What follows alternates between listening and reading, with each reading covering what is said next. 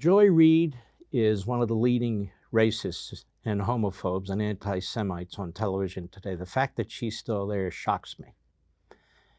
MSNBC and NBC are owned by Comcast. Comcast relies on subscribers, cable subscribers, for its business. It's based in my hometown of Philadelphia, and it really is disgraceful, the reprobates it puts on MSNBC, but she's the worst of the worst. She spews her poison against Sam Alito with her ignorance and her hate. Go. Good evening, everyone. We begin the readout tonight with the frightening truth about where we are headed post-Roe, as the public outright continues to grow and as protests intensify. Over the weekend, abortion rights protesters demonstrated outside the homes of Justice Brett Kavanaugh and Chief Justice John Roberts. Now, why are they demonstrating outside Roberts' home when apparently he's going to be part of the four minority? It's just amazing. And notice she's all excited about it. Oh, they're protesting in front of their homes. Of course, if they were protesting in front of the homes of the left, they'd all be white supremacists who obviously are insurrectionists, and everybody's part of the Proud Boys and all the other groups, right? No, wrong. Go ahead. Which even some Democrats joined right-wingers in criticizing. Oh, right-wingers who criticize them. Does everybody who takes the opposite position of her, is everybody white and a right-winger? What kind of a world does this fool live in? Go ahead. I mean, I suppose if the justices don't like the First Amendment, they could just drive to another state where the legislature has determined that the constitutional right... First Amendment, last time I checked, is in the Constitution, you dimwit. Abortion is not. Drive to another state. You think you're funny. You're demonstrating how dumb you are. Go ahead. It applies, right? I mean, that is what they're telling women to do if they want to control their own bodies, right? But I digress. No, you always digress. You're right there in the gutter.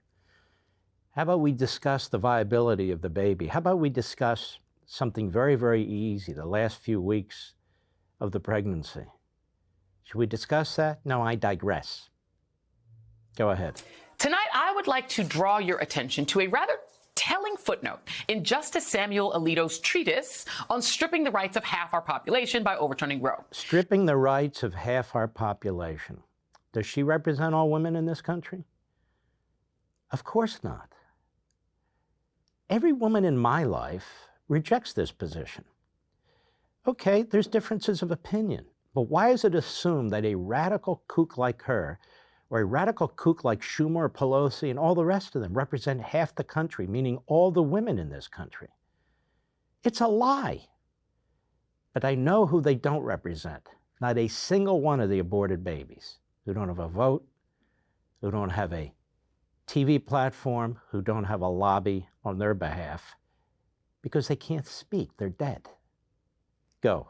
Which caught a bit of online attention this weekend. Now, in this footnote, Alito cites a CDC report from 2008, and it notes, quote, nearly 1 million women were seeking to adopt children in 2002, whereas the domestic supply of infants relinquished at birth or within the first month of life and available to be adopted had become virtually non-existent, unquote.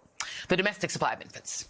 Well, that line caught some diligent Twittersons as weird, kind of creepy.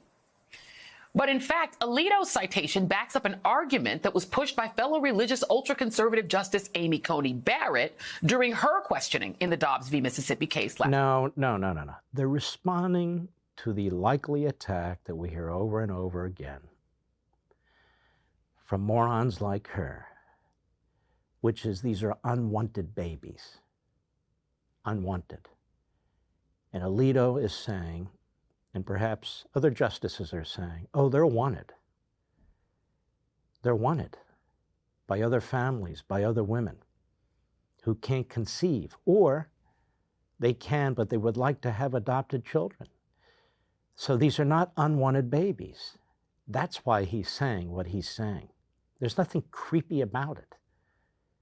Go ahead. After Barrett noted that both Roe and Casey emphasize the burdens of parenting and focuses on the consequences of parenting and obligations of motherhood, she asked, why don't the safe haven laws take care of that problem?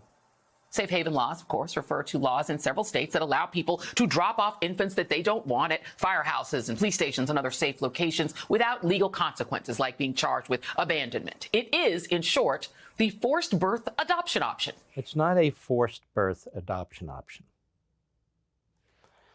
What did the court do here? Did the court rule that abortion is unconstitutional? No. They ruled, we have no say in this. We're agnostic, even maybe atheist. We have no say in this. It's left for the states and the people of the states. However, since we know we're going to be attacked as propagandists and demagogues like her about what if women don't want these children, there are adoption options that are available.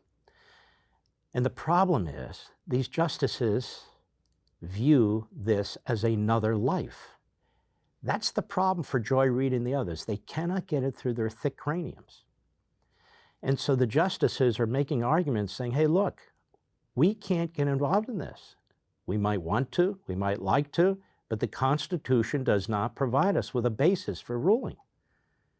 That said, in response to your likely arguments, women are not required to raise these babies if they don't feel they financially can, or, as the Secretary of Treasury said, they're kind of interfering with their comfort level, or some such crap.